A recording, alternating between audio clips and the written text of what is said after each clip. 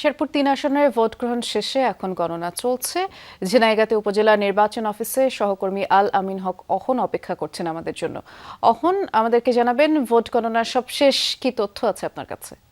এবং আমি রয়েছে ঝিনাইগাতীতে এবং সেই ঝিনাইগাতীতে যে ভোট গণনা সেটি সমন্বিতভাবে কন্ট্রোল সেন্ট্রাল ইউনিটে আসছে এবং আমি সেই দৃশ্য দেখাতে চাই এবং আমি সকাল থেকেই বলছিলাম যে বেশ শান্তিপূর্ণভাবেই ভোট হলো, শেষ বিকেলের দিকে সেটি আর শান্তিপূর্ণ থাকেনি এবং আমি দেখছিলাম কর্মকর্তারা যারা ভোট গ্রহণের সঙ্গে জড়িত ছিলেন এখানে তারাই অবস্থান করছেন এবং জামায়াতের প্রার্থী যখন ভোট বর্জনের ঘোষণা দেন মাত্র 1.5 ঘন্টা আগে ভোট শেষ হওয়ার তারপর থেকে মোটামুটি নিশ্চিত হয়ে যায় যে বিএনপির প্রার্থী এই উপনির্বাচনের শেরপুর 3 আসনে জয়লাভ করছেন।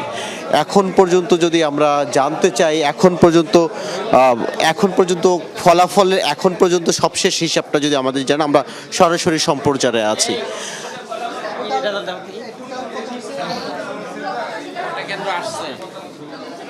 আমাদের সকল কেন্দ্রের ফলাফল জমা পড়ে গেছে, আমরা হাতে পেয়েছি। আমরা এখনও কম্পিউটার সবগুলো এন্ট্রি দিতে পারি নাই। এখন পর্যন্ত যা এন্ট্রি দেওয়া হয়েছে তাতে দেখা যায় মাসুদুর রহমান দাঁড়িপাল্লা পেয়েছে 14,084 ভোট এবং মোহাম্মদ মাহমুদুল হক রুবেল পেয়েছে 54,708 ভোট এবং মোহাম্মদ মিজানুর রহমান কাসি পেয়েছে 168 ভোট। 14,000 54,000 প্রায় 40,000 ভোটের পার্থক্য এখন পর্যন্ত যে ফলাফল এখানে এসেছে।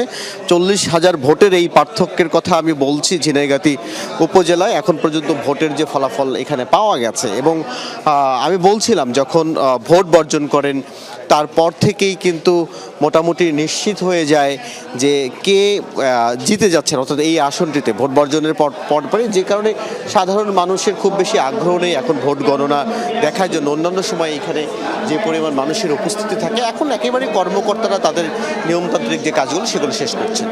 দেখছিলাম আপনার মাধ্যমে। ধন্যবাদ অহন।